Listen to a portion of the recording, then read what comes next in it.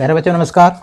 आज हम अगली प्रश्नवाली जो है 6.2, तो प्रश्नवाली 6.2 का पहला प्रश्न देखते हैं। कल यानी प्रश्नवाली 6.1 हो गई थी। आपको मैंने बता चुका हूँ कि अध्याय 6 रेखाएं और कोण, इससे मात्र 3 नंबर का ही प्रश्न आएगा एक। तो 3 नंबर का एक प्रश्न के लिए अपन यानी ऐसे छोटे छोटे प्रश्न देखते हैं जो 3 नंबर में पूछ सकता है। परिभाषाएँ तो आपको याद कर लेना है, परिभाषाएँ आती हैं।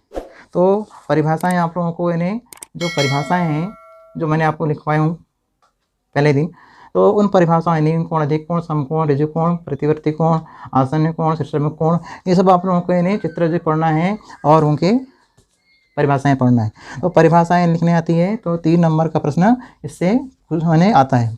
तो देखिए यानी पहला प्रश्न क्या दिया है 6 नंबर। तो 6.2 में पहला प्रश्न कहता है ये जो बनी आकृति है ना, इस आकृति में ए बी और सी डी है ना, ए बी और सी डी ये दो यानी जो रेखाएं हैं और एक त्रियक छेदी रेखा इसको यानी यहाँ से तिरछे यानी काट रही है। हम इसको नाम देते हैं पी क्यू। ठीक है, नाम दिया नहीं है तो अपन दे देते हैं। अब यानी इसमें इस कोण का माप चित्र में दिया है 50, इसका मान x दिया है और यहाँ पर दिया है 130 अंश और इसके पीछे y का मान अज्ञात। आप x और y आकृति में x और y के मान ज्ञात कीजिए और फिर दर्शाइए, यानी दिखाना भी है कि ए बी जो भुजा है वो सी डी के समांतर है। ए बी भुजा सी डी के समांतर है, ये आपको बताना है। ठीक, तो अपन लिखेंगे हल। दिया है, क्या दिया है बताइए। यहाँ पर यानी कोण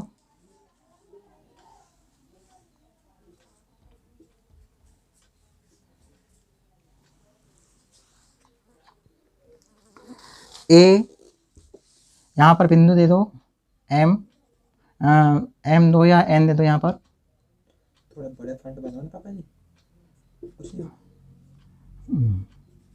दिखता से नहीं।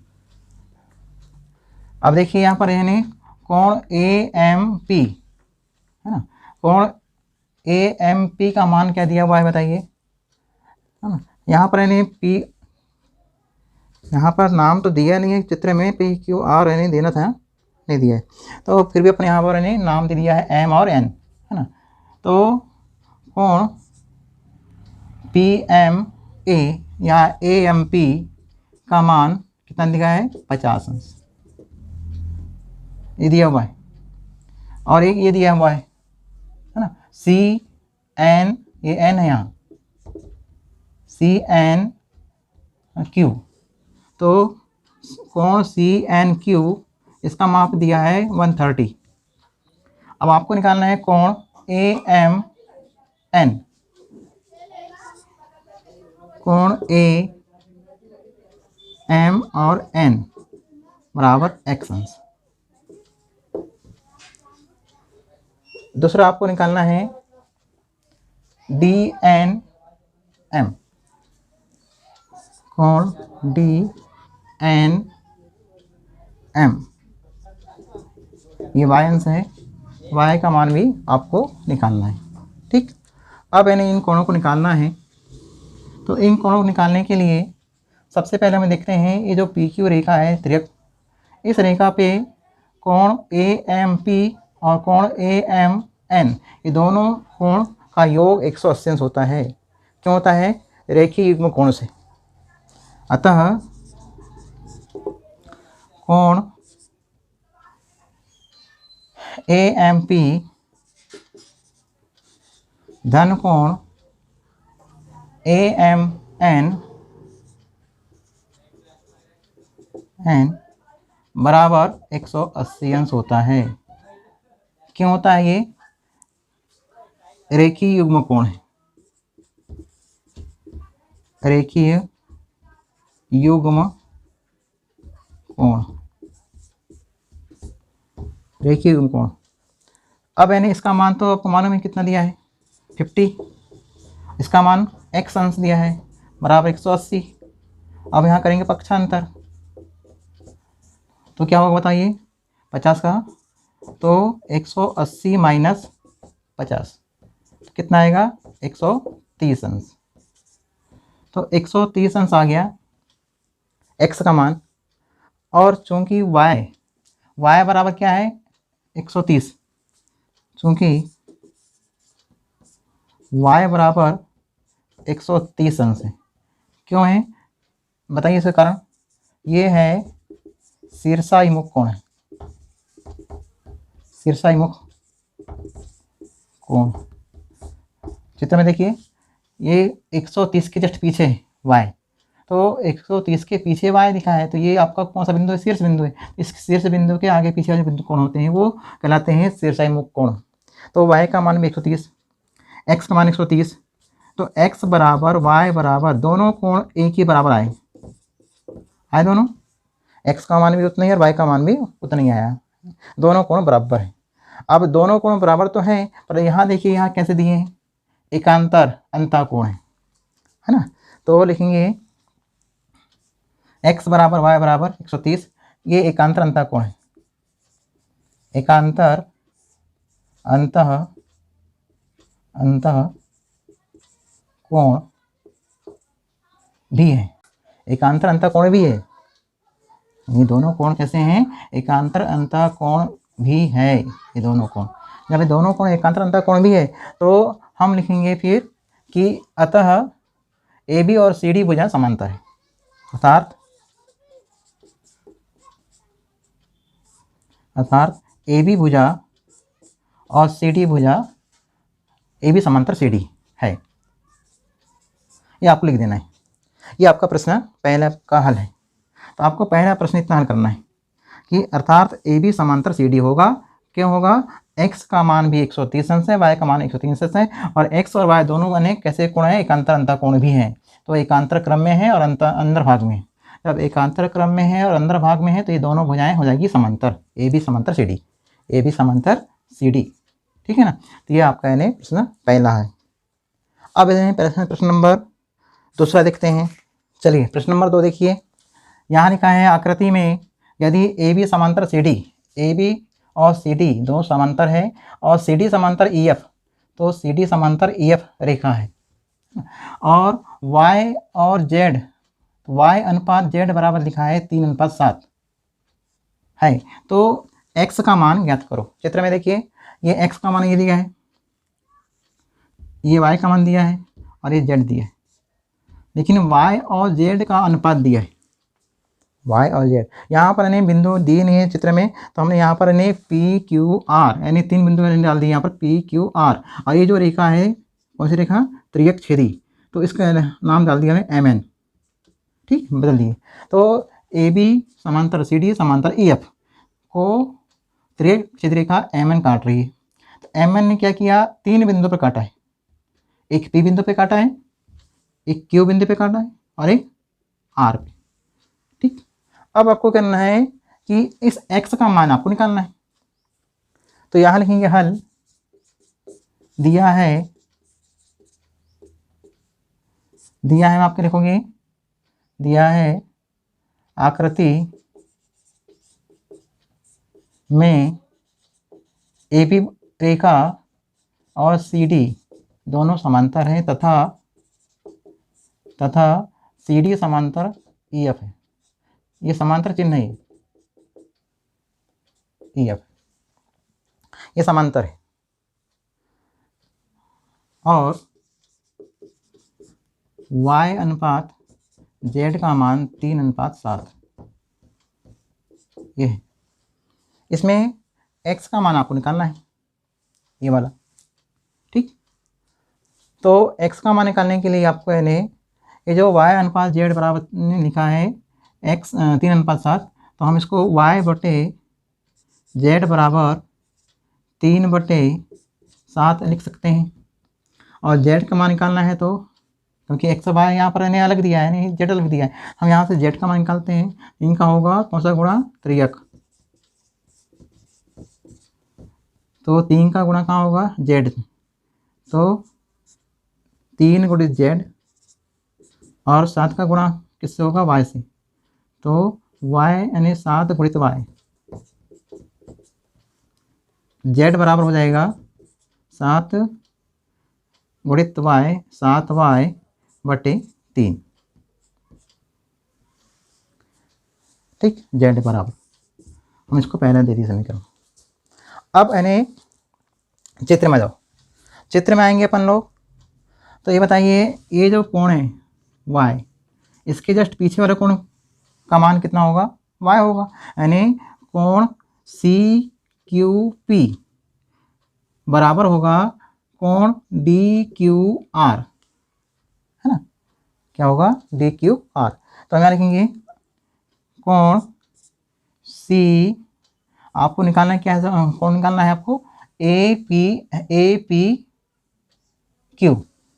कोण APQ बराबर x अंश, इसको आपको निकालना है, अज्ञात है, इसको आपको ज्ञात करना है। अतः कोण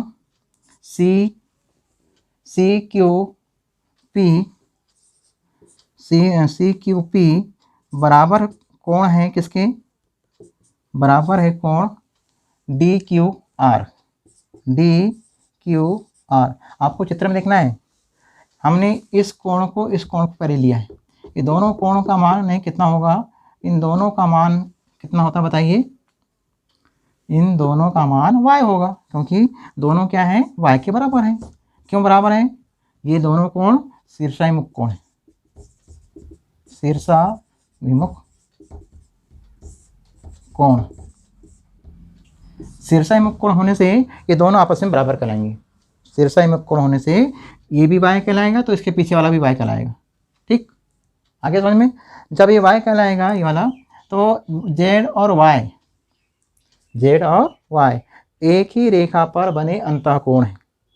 ध्यान से देखो, z और y और z, ये दोनों एक ही रेखा पर बने अंतःकोण हैं। कैसे कोण है? बने अंतःकोण है। तो अपन क्या करेंगे बताओ कि z और y इन दोनों का योग, ये भी y हो जाएगा, तो इन दोनों का योग 180 होगा। एक ही रेखा पर बने अंतःकोणों का योग 180 होता है। तो लिखेंगे अतः है कोण y प्लस z बराबर क्या होगा बताओ? कोण y प्लस z बराबर होगा 180। क्यों होगा 180 बताओ? ये एक रेखा है MN, इस रेखा पर बने अंतःकोण है एक ही ओर। तो एक ही रेखा पर आपको से लिखना है, एक ही रेखा पर बने अंतःकोण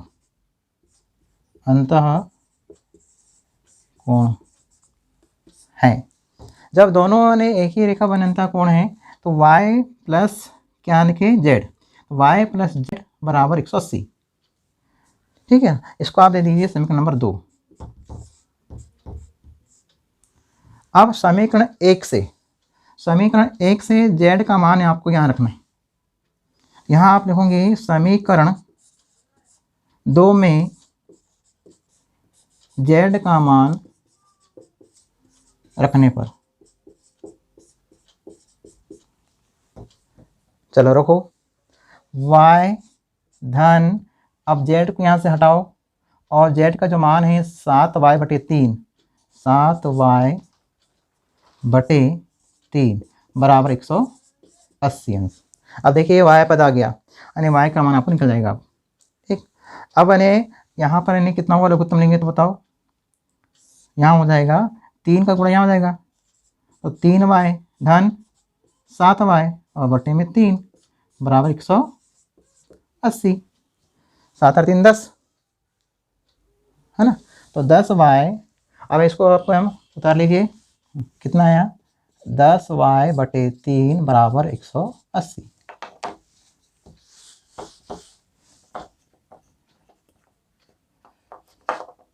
ये y है, हाँ, 10y/3 बराबर 180। 3 का यहाँ करो पक्षांतर, तो 10 × y बराबर 180 गुणित 3, 18 5854 कितना आया 10y बराबर 540।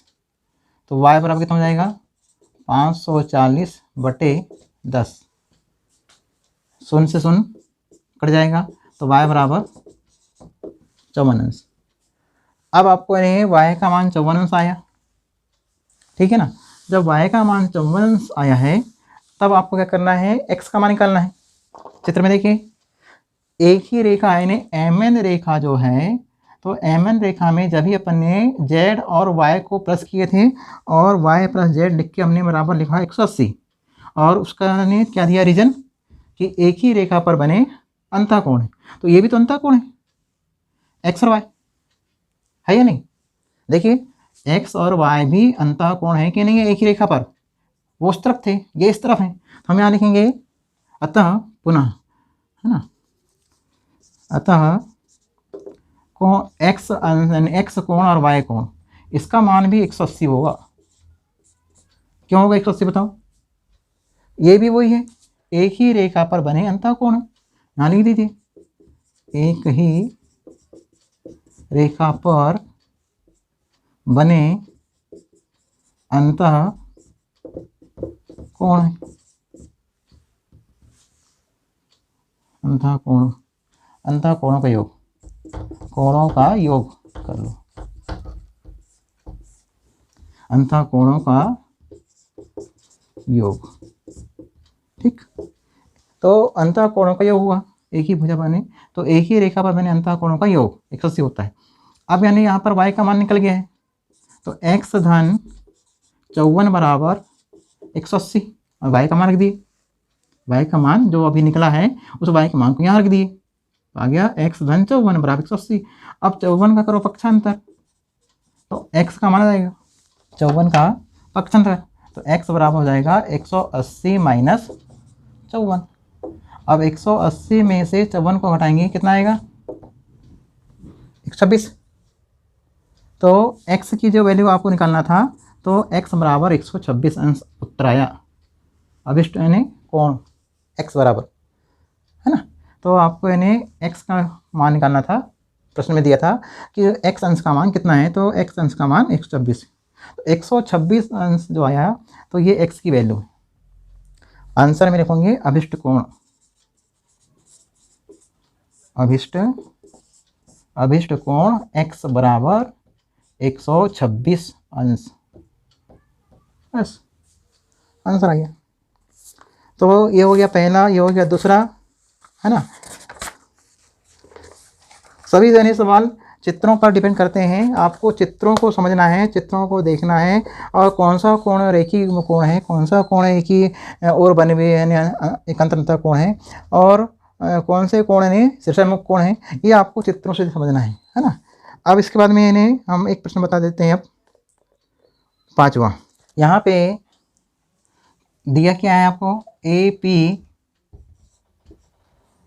Q का मान 50 अंश, और ये जो त्रिभुज है PQR, इस त्रिभुज में x और y के मान निकालना है, और इसका मान दिया है 127 अंश है ना। अब यानी आपको यानी चित्र यानी प्रश्न नंबर 5वां देखिए। अब आकृति में यदि AB समांतर CD है, AB और CD समांतर रेखा है, और कोण APQ और 50 अंश है, APQ 50 अंश है, और PRD 127 है, तो x और y के मान ज्ञात करो। हल देखिए दिया है, क्या लिखें दिया है हमें, AB समांतर CD, AB समांतर CD तथा कोण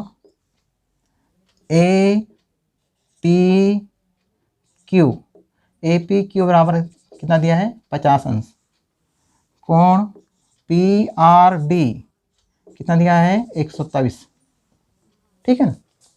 अब क्या कहता है प्रश्न कि कोण x और y, ये PQR जो त्रिभुज है, इस PQR त्रिभुज के अंदर है, एक्स और वाई, है ना। तो ये बताइए, ये जो ऐसी भुजा गई समांतर रेखा है ए बी समांतर सी डी, तो ये जो रेखा आई तो 50 और ये क्या है वाई, ये कौन से कोण है? आपको पहचानना है कोण कौन सा है। ये 50 अंश और ये वाला कोण वाई, ये दोनों कोण आपस में बराबर होंगे। क्यों होंगे? उसका यानी रीजन होगा ये एकांतर अंतः कोण है। और इसके पहले हमने समांतर भुजाएं बताया था ना इसके पहले प्रश्न में। तो ये समांतर भुजाएं कब हुई? जब एक्स और वाई के मान माने 130 अंश आए, एक्स का मान 130 आया था, वाई का मान 130 आया था। तो ये ऐसी यानी भुजाएं ने कोण आए थे ऐसे तिरछे में, तो एकांतर अंतः कोण है। तो एकांतर अंतः कोण जब होते हैं तो भाई भुजाएं क्या होती है? समांतर होती है। तो समांतर भुजाएं हैं तो ये कोण दोनों क्या होंगे? एकांतर अंतः कोण। जब दोनों कोण एकांतर अंतः कोण होंगे तो वाई का मान भी 50 होगा, वाई का मान 50 होगा। देखिए कोण अलग दे दिया यहाँ पर, सॉरी, यहाँ पे एक्स यहाँ है और वाई यहाँ है ना। तो एक्स अंश और ये वाई, एक्स का मान होगा 50। क्यों होगा? एकांतर अंतः कोण से। ठीक है, सुधार लेना चित्र में। यहाँ वाई दिया है, यहाँ एक्स दिया है। अब इसके बाद में क्या करेंगे? कोण एक्स अंश बराबर कोण ए पी क्यू बराबर 50। तो x बराबर 50 क्यों होगा? ये एकांतर अंतः कोण है, एकांतर अंतः कोण, अंतः कोण, एकांतर अंतः कोण है, इसलिए x का मान 50 आया। अब x का मान 50 तो आ गया, लेकिन आपका जो त्रिभुज है, त्रिभुज पी क्यू आर, इसका ये जो कोण है पी आर डी, तो पी आर डी जो त्रिभुज कोण है वह इस त्रिभुज का बहिष्ठ कोण है। कौन सा कोण है? बहिष्ठ कोण है। तो जब x का मान 50 अंश आया तो लिखेंगे त्रिभुज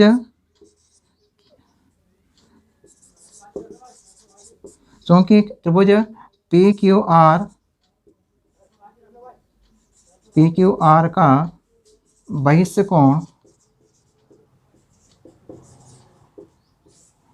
चूंकि त्रिभुज पी क्यू आर का बहिष्ठ कोण पी आर डी है,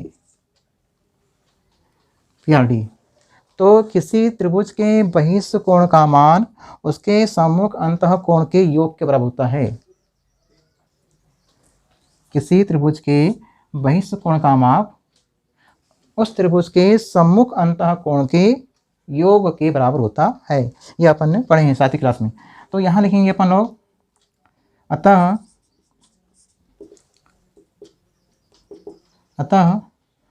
कोण पी आर डी बराबर होगा, पी आर डी बराबर होगा कोण एक्स धन कोण वाई, कोण एक्स और वाई के योग, एक्स और वाई के योग के बराबर होगा। किसी त्रिभुज के बहिष्ठ कोण का माप, ये आपका बहिष्ठ कोण है, बहिष्ठ कोण है ये, है ना। तो किसी त्रिभुज के बहिष्ठ कोण का माप उसके सम्मुख अंतः कोण के योग। तो आपको यहाँ लिखना है, लिख सकते हो, याद है नहीं? याद करने के लिए, किसी त्रिभुज के बहिष्ठ कोण का माप